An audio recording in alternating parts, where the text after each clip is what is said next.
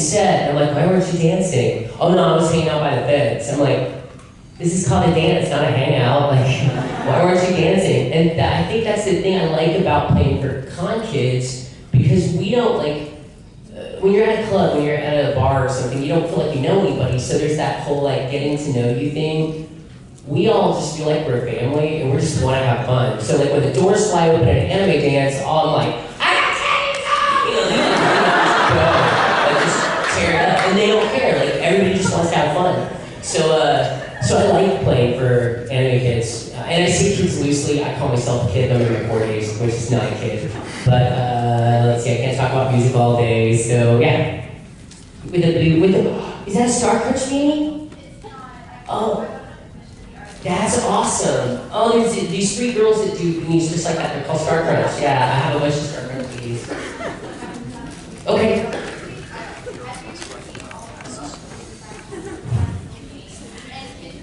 Yes, it's crazy. If you have not seen this, look up Silent Hill Kindergarten Cop. It's creepy. There are posters that are identical to the ones in Silent Hill and Kindergarten Cop. Like, I'm glad you brought that up. Yes, spooky, spooky. Like, it makes me think that the Silent Hill people were Kindergarten Cop fans, or the other way, or one way or the other. Yeah, like the Silent Hill. Yeah. Well, that's somebody wrote. This takes a whole new level of who is your daddy and what does he do? You know, because it would be Pinhead. I mean, not Pinhead. It would be Pyramid Head at that point. Yeah, that's awesome. I'm glad you brought that up. Yes, with the pink hat. Somebody knows that again. Like, here's something bright and shiny. I know you said you didn't want to talk about music, but what's your DJing equipment? I will, huh? What's your DJing equipment? What equipment? Oh, now you're gonna make me tell on my boy. Up until last week, I played on a Pioneer CMX 3000. I use a Denon deck that they don't make. I mean, a Denon mixing board that they don't make anymore. The DNX 3. I use the 3 because it's got trigger kill switches on the high, mids, and lows, so I can like do some really fun, tricky stuff. I also have a hard cut switch for the channel, so I can do some choppy stuff. But last weekend, I had to play a show in Minneapolis with Bryce, the YT Cracker, and my equipment got destroyed by the TSA. Yeah, those really awesome, loving, caring, wonderful people that work for the government. I probably couldn't do it dot to dot. But did I say that? They already messed with me, so why do I care? They're gonna risk me when I go through anyway. So we tried to make my gear work. And this is why I say everybody should perform with a nerdcore rapper, because 30 minutes into our show, the equipment died. I mean, the lights went off and everything. And Bryce did not miss a beat. He grabbed the mic and started rapping. And the whole audience went nutty because he raps about video games, hacking, Star Wars. So like, this crowd, yeah, like totally. And I got video of it. It's hysterical because while he's rapping, he's setting up a track on his laptop to throw out, just in case we can't get the gear working. So, and those of you that know gear will kind of freak out when you hear. So during the show, while I was playing, he walked off on the phone. I can't believe I'm telling this story to a whole bunch of people, because I was going to keep this on the DL, but you asked. It just shows what a cool guy he is, honestly. He comes back and he goes, hey, we were talking about the CDJ1s and the CDJ2s. Why did you like the 2s so much? And I was like, oh, CDJ2000s have the record, the needle drop thing on the WAV file, and you can link them together. And he goes, oh, okay, right. And he walks off. And he's on the phone, and he comes back a song later, and he goes, yo, man, I need your shipping address. And I was like, what are you talking about? He goes, I need your shipping address. I was like, seriously, dude, you can't do this. He's like, I already did. Money's already spent. And I was like, what are you doing? He goes, give me your shipping address. So it ended up, there was a mistake made in the order, and it wasn't 2 CDJ 2000s. I'm ending up on the CDJ 850s, the new 850s with the flash drive, but my new board is going to be, I'm almost getting a nerdgasm saying it, a DJM 2000. A board like this that has a touch-sensitive screen in the middle, yeah. Super, super excited. So the next time you see me playing, I'll have a really big, I'm going from a footprint that's this big to like this big. So I'm gonna have to build some stands or something for my new gear. But yeah, that's what an awesome guy he is. I called him a gangster with a heart of gold last weekend, because that's who he is. Look, he's like, I love this is like a contest. See who can do the most distracting your hands, yeah. I was just wondering if you'll be my friend. I would be the biggest ass in the world if I said no. Yeah, dude, find me after this and give me your name and I'll friend you on Facebook. My Facebook's almost full, but I troll conservatives on my Facebook.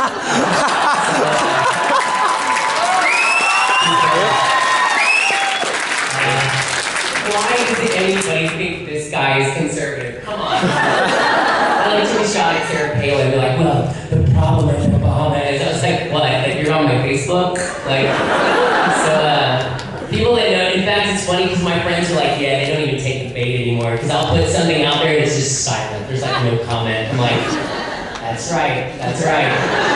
So yeah, dude, because what I'm doing, I'm also knocking off a bunch of non-people, because there's a bunch of like RP journals, and there's the Anime Boston Bucket.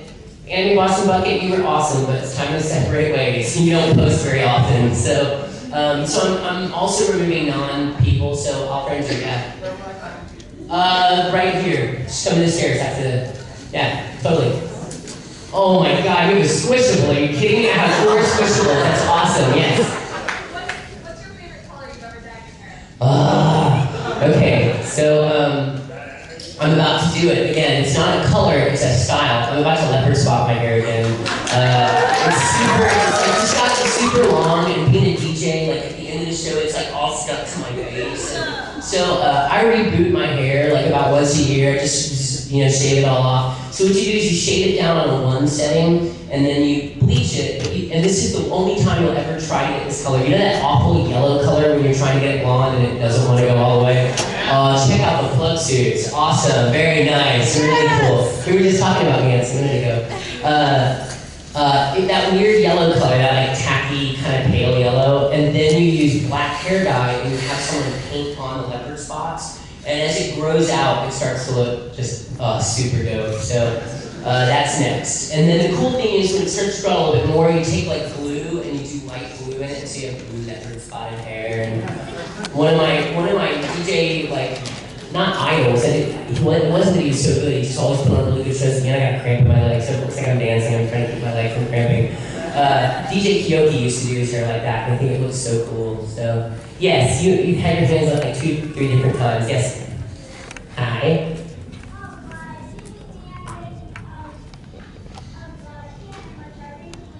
Oh, don't tell about the ending for any show on your panel. You need to take it very serious.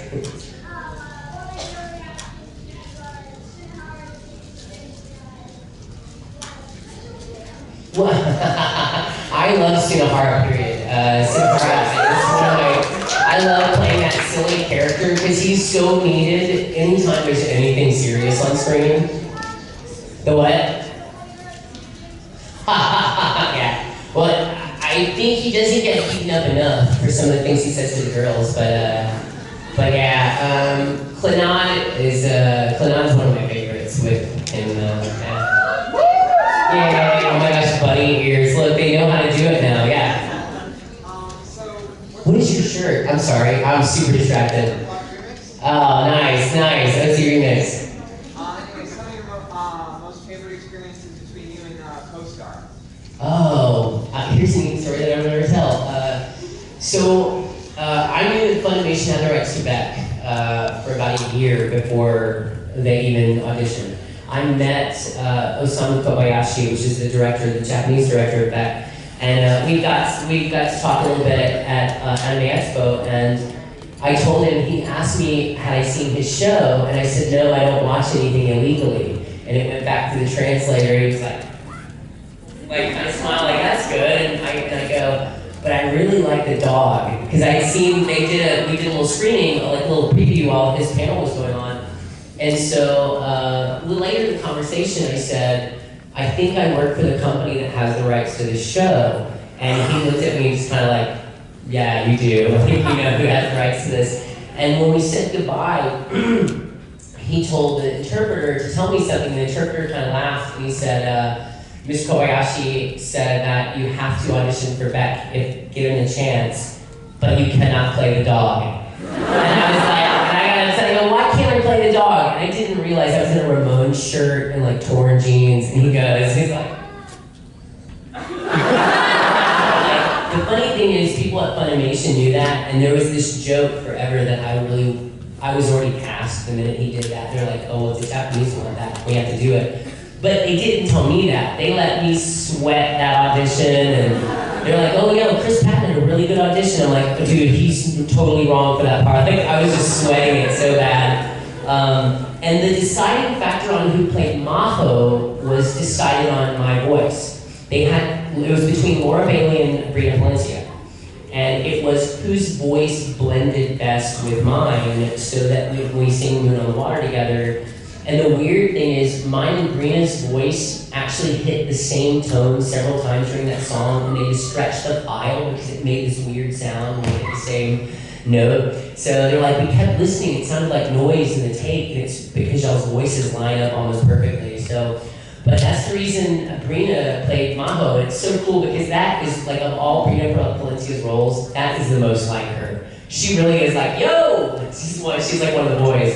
So, but hot. Ladies and gentlemen, you can see Brina Palencia. All you have to do is go into a GameStop. She's like the voice of GameStop, and now they have a video with her in it. So, but yeah. So you see more than enough Brina Palencia, right? I just think of her as Tamama, that's it. Yeah. She's so many different roles, and now she's Rey in the new Evangelion, and it's good that she's loved, because like when they first did that, I was like, oh, they're gonna crucify Brina, because anybody changing anything in Evangelion is kind of a big deal. And luckily people like her enough that they're like, wow, Brina's a really good Rey. I was like, and the earth stood still as Ava fans shifted slightly. So yeah, who's got, yes, with the Keyblade. Their props now are being raised in the air. What was your favorite voice and role? It's tough. Like, it's really hard. Of course, somebody in here wants me to say one of the Hitachi twins, but that's just not it. Sorry. I always break it down to 3, and there will be a 4th. What is that? Oh, somebody hissing me? Don't hiss me. We're not in San Francisco. Are you gonna click your fingers too? Come on, nobody's hissing me. That's so weird. They do that in California. It's so weird. But San Francisco, yeah, they'll hiss you. Yeah, it's super weird. I'm just like, get in your high ground, leave me alone. Did I say that? I watched too much South Park, by the way. But yeah, there really is no such thing. It's funny to see how far they've come. Like their old writing was just like whatever, and then their like Mormon episode, oh my god, it's so brilliantly funny, their little musical. And the musical, Book of Mormon musical is the most riotously funny thing I've ever heard. Yeah. Totally not family friendly though, it's totally offensive. But I always break it down to 3 roles, and there will soon be a 4th. Asunto Kun Sayuki, because I was a huge fan of the mangaka, Kaizen Minakura. I actually got her autograph last year. Kaoru Nagisa and Evangelion, because as an anime fan, there's nothing cooler than standing and looking at Evangelion like, wow, it's pretty cool. No, there's 4 already, because Chrono and Chrono Crusade, for the same reason. I met the mangaka here at Anime Boston in 2005, I think. We were still working on the show, and that made recording the end of the show totally different for me, because I knew the creator and I knew what he intended, and he forever changed the way I feel about manga versus anime, because he actually wrote both endings to the show. He wrote the manga one way, and then when they did the animated series, he said, well, they should be different so you have a reason to do both, which I thought was really cool. Most people are like, I hate the anime, they're doing the ending, I don't remember I did the game. They spelled Kono wrong, I'm gonna take a piece of that tape and put it over the O, it's a piece of C-H-R-N-O, like, that's, the things you read on the internet late at night when you're bored. So that, and then Koyuki and Beck, because it's a very special piece to me, because I have a little, he's not little anymore, he's like a grown man, and he's in a rock band now, but there's this kid that I know through anime conventions, and I've known him since he was 12 years old, and he's just like Koyuki, he had to teach himself to play the guitar, and he really didn't have a lot of support in his music. Family didn't believe in him. It was like myself and his grandma were the 2 people that were like, keep doing it, keep playing music. And now there's a video, in fact you can find it, if you look on YouTube, it's Greg and Sam Slip Out. He got up on stage and played Slip Out with a band, and I sang Slip Out and he played guitar. It was pretty cool. So those shows, and this new show that I just finished that I cannot talk about, but here's a hint, is extremely violent. That's all I'm going to say about that. It's not like Ants. The violence actually works itself into the story, but it's very violent. It's probably the most violent thing I've ever seen. I have a feeling that that will also be a favorite because of the stretch in the character from wimpy to hefty. Hefty. Yeah, I also watch too much TV. Who's got another question? Oh, with the Homestuck plushie, of course.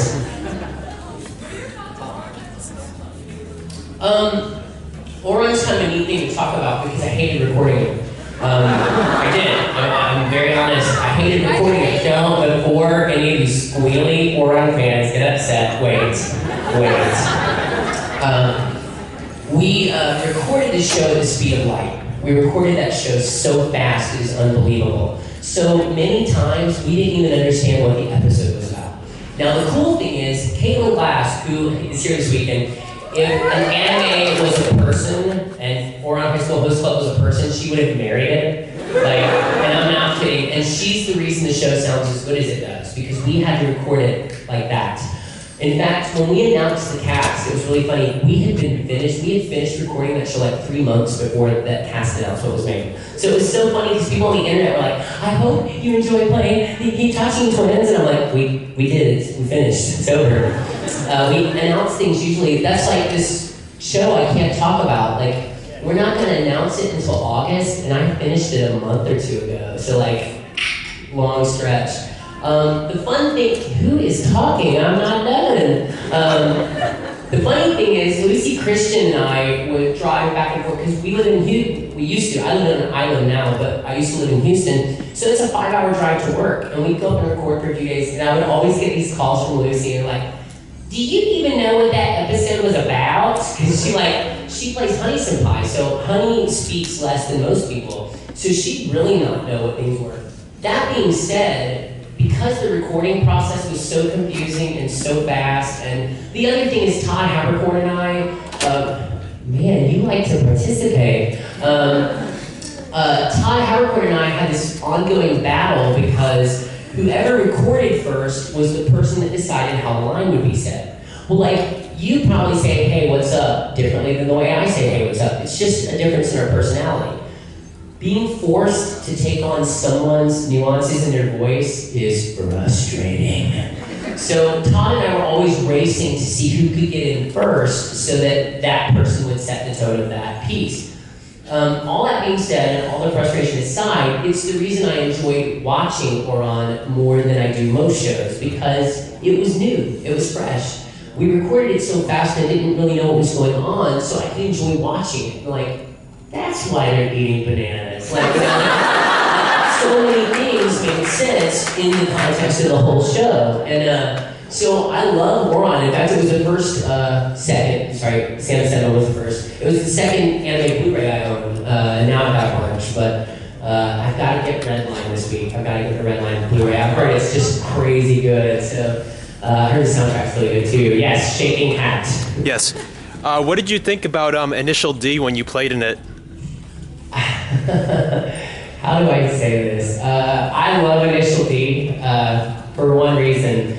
Shows that are marketed towards girls look like it, and shows that are marketed towards boys look like it. I talked about this in the Yaoi panel. I have this panel called What Does Yaoi Have to Do with That? It's not really a dirty Yaoi panel, it's kind of a funny Yaoi panel. But I said, you know, in Sayuki, which the main fan base is a lot of girls, those boys are gorgeous, and they have like, you know, lilty eyes, and in Initial D, the people look like Frankenstein, and the cars are gorgeous. So like, that's the thing, like, the people look weird. Kenta's got like a square face, but like, then you see the cars, and they're just like my same friend, the kid that plays guitar, he was like, when he found out I was working on Initial D, he goes, you know, my first car purchase was based on that show. So I love, and again, it's a kind of sports thing that I'm not into, so it's really cool to be the kid that knew, like, he was a terrain expert. He knew like when it was raining, how fast they had to take a curve and stuff like that. So I enjoy that. It's also cool because I saw the original dub of Initial D, and I was glad to be a part, like, much like One Piece, I was glad to be a part of a solution to that. So yeah. You look like you had a second. Yeah, I was also just wondering, what did you think of the music in it as well? Dude, I know the guys in Move. Like, how can I hate the music? Yeah, exactly. In fact, the guy, I'm gonna black out his name. The dude from Move. No, what? Who said what? Matsu, thank you. Matsu came on stage during one of my raves, and people were taking pictures of him, and like. This proves that it's not usually the J-Rock band, it's usually their management. Management came on and started yelling at me, and then my hockey temper, I was like, ah, and blew up at management. Like, there's this back and forth, like, oh, you can't talk to, that's the representative of ADEX. And they're like, that's one of our actors, you can't talk to him like that. So it's really funny, like, ah. Well, they told Motsu he couldn't be on stage because people weren't allowed to take pictures of his face. So, in a move that makes him a super classy guy, he went to his room and cut up a t-shirt and came back in a luchador mask that he made. And it was the coolest thing. There's a picture of Matsu and he's got this t-shirt mask over his face, and I'm like, thank you for that. So yeah, I love the music, all that music, because it's that real high-intensity Eurobeat music that's not always great to dance to, but it's really like great to drive to, Yep. like other things. So yeah, I love the music and Initial D. Yes, doing a dance, yes.